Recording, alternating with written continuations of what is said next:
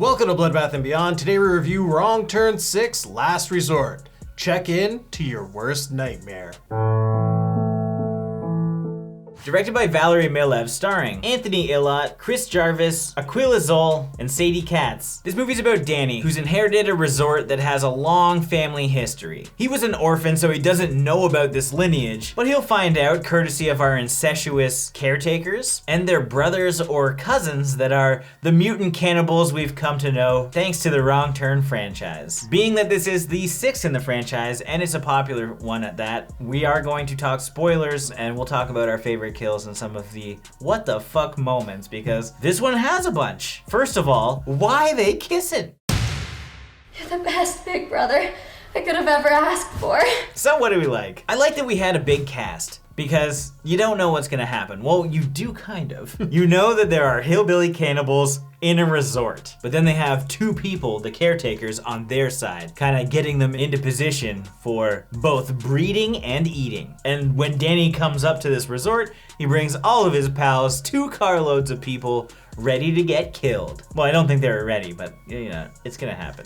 And this one, I liked our kills. I mean, there's certain ones I'm not gonna appreciate, but the practical effects ones that we got did end up looking nice. Even if it wasn't a kill, there were certain moments that were very impactful, like when 2 of our characters tumble down a hill and get caught on some barbed wire. Like, you actually feel the pain in that one when the razor is just like jammed in the shin. While we're talking about this, I think my favorite kill is like the bike rider getting the razor wire in her head, but like half. That's a very unique kill. I've never seen something where like this wire just goes halfway through her head. She's still alive and then she gets decapitated, and it was practical. It looked awesome. I really liked it. The one for me, I think, has to be the sex table kill with Jillian. The full like ripping and like tearing of her body parts was pretty crazy. Like when you see like the kneecap just like pop like that, it was pretty gross and well done. And I'd be remiss if we didn't mention the fire hose enema explosion of poor little Leonard from Big Bang Theory. It wasn't actually the same actor, but he looks the same.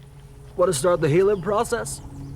It was interesting too when they tried to like play with like a match cut kill where you have Danny hunting with Jackson and then you have Three Finger doing the exact same thing with a police officer. They did a really good job like intersplicing both scenes. Yeah, like from a production standpoint, this movie is better than a lot of the other Wrong Turn movies, but what looked the best are the babes. You can't not talk about the babes when it comes to these movies because they're there and they are smoking hot, and there's lots of nudity, lots of sex scenes, some sex scenes that are a little more awkward than others, but like the regular sex scenes are top notch. The opening scene with the bikers, fantastic. You get bottoms first. Yeah, oh yeah, who takes off their bottoms first? You gotta like how Danny plays it though, where he's like, no, let me take my clothes off. He takes his top off and he's just like, oh, but you can take my pants off yes, for me. Sadie Katz, why don't you do the honors of taking the rest off? I did like the addition of Jackson and Sally. As fucking weird as they are, because like, I think Sally says it best. We're kissing cousins on a Quaker brother sister side.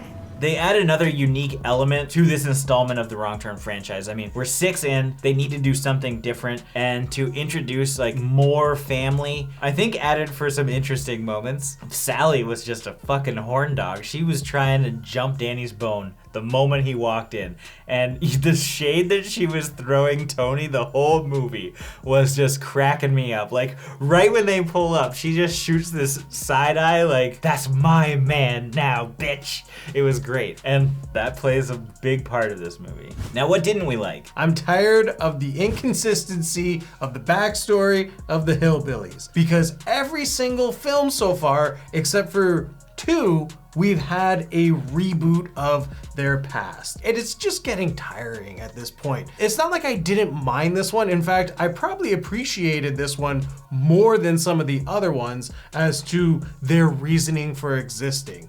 But again, because we have such dominant characters in Jackson and Sally, we don't really get our inbred hillbillies doing their thing. It's so disappointing because you want to see these 3 do all the killing. They kind of just come off more as like stooges in this one. Yeah, and so like while I said that I liked the addition of the caretakers, it really puts our hillbillies that we've come to love over the franchise on the back burner. I use love really loosely here. They're kind of like pushed aside in favor of keeping the bloodline pure. They go into talking about how they've been fucking for years and they've got this little like side village of just a bunch of inbred hillbillies. But that raises the big question. Why does Sally look so damn good? Hey, don't discredit Jackson too. Well, I put him aside for his fashion choices, that's why. Yeah, but those biddies loved him. Look at that little butt pinch. So tell me how hundreds of years of inbred gangbangs on your weird pedestal thing, everybody else in that village is all deformed and jacked up, but somehow Jackson, Sally, and Danny, all part of the same lineage, look fine. It just doesn't add up. Family strength.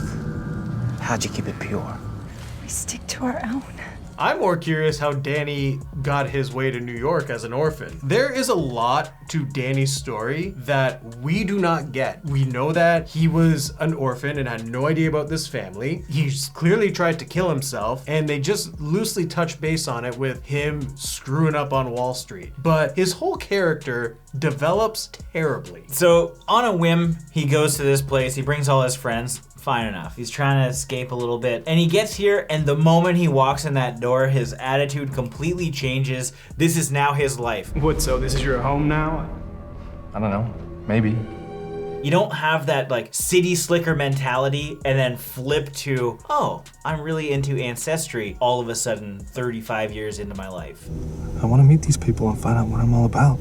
I mean, when you have Vic, Rod, and Brian, who all have similar features, they're like tall, they're slim, they got dark hair. Nothing really stands out between them, especially between Vic and Rod. This is kind of funny because we were mentioning in our Curtains review recently that in that movie, all the actresses look the same. And people commented, oh, they're going for the same part. Of course they're gonna look the same. Well, there's no fucking excuse here. These guys are just hanging out and they all look the same. Just a bunch of white dudes with short brown hair that are slim. Thankfully, the one guy I could tell him apart, but I mean, the rest of them, come on. Not only were their characters bland, but I also felt like our hillbillies just kind of lost a little bit. Like we said, they were pushed to the side, but they also looked the worst in this movie. Their skin tone's all jacked up, while their clothes are really vibrant. Like they look like they just went to Spirit and bought a costume. At least the fat suits were less evident in this one, because the fifth one, oh my god. But they also changed like the heights. Like One Eye, he's now taller than Sawtooth, which isn't the case throughout the rest of the franchise. So it's strange. And Three Finger just had like this weird yellow tone to him. He looked like he should have been the house plumber. And maybe he has been. I mean, two caretakers can't take care of an entire resort. What's weird is they say that it's like an abandoned resort, right? But like, we literally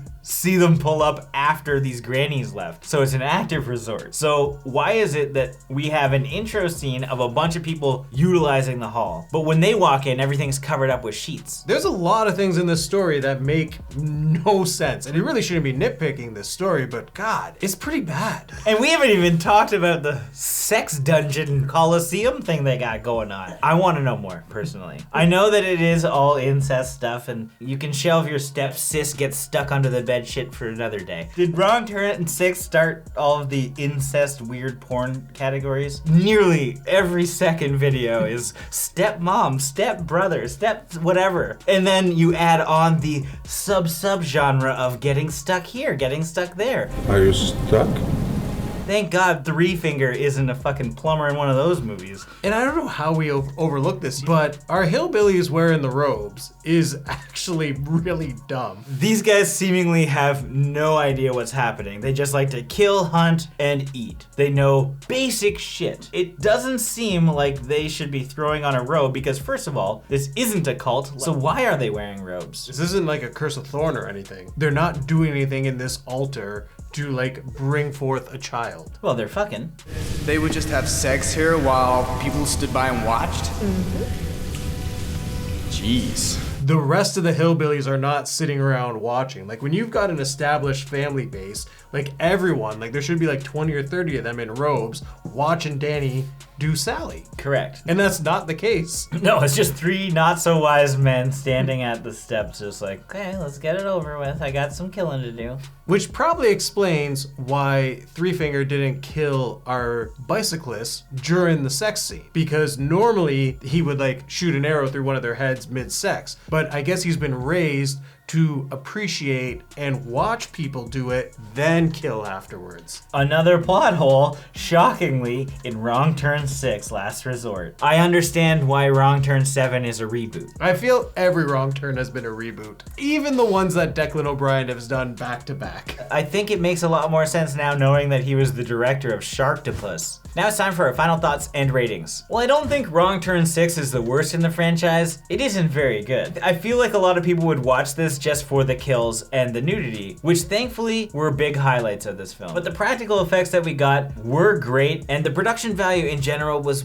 pretty good. However, that doesn't save from the weird ass story we got. And it's not to say that I wouldn't like a weird ass story, but this is just so deviated from what we know of the Hillbillies that it's just like, what are you trying to throw now to make this one your own? The way that the characters were developed, to how the Hillbillies were almost like put aside, which even seems like this could have been a script that was recycled and they injected our Hillbillies into it just to make it a Wrong Turn movie. But it just like created a lot of plot holes for this franchise. I think this was a good place to stop, but they didn't. But for this, I'm gonna give it 1.5 Ghost Riding the Whips out of 5. This is a tough one for me because I was expecting the worst. I gotta be honest, I really thought the 6 was gonna be the worst in the Wrong Turn franchise, and surprisingly, it isn't. By no means do I like this film or say it's the best, but there are aspects about this that I did enjoy. I liked our kills and how the characters died because it felt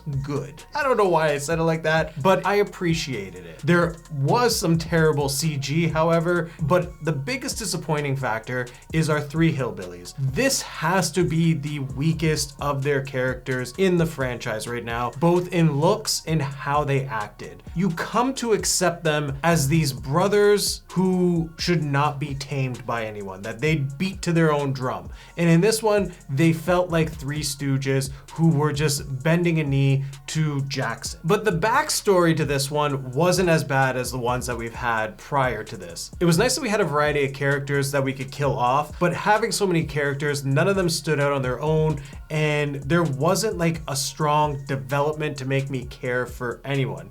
Even Tony's character, who is supposed to be our final girl, she's not heavily in the film for us to really want to root for her to succeed. I would probably recommend this one over some of the others, but it's not great. So with that being said, I'm gonna give this film 1.5 winners of the Golden Vibrator Award out of 5. I'd like to thank the Academy for this prestigious award. As always, thank you for watching. Like this video and comment below with your thoughts on the film if you've seen it. If you haven't and you do want to check it out, links are in the description. If this is your first time here, make sure you subscribe to the channel to stay up to date with everything Bloodbath and beyond.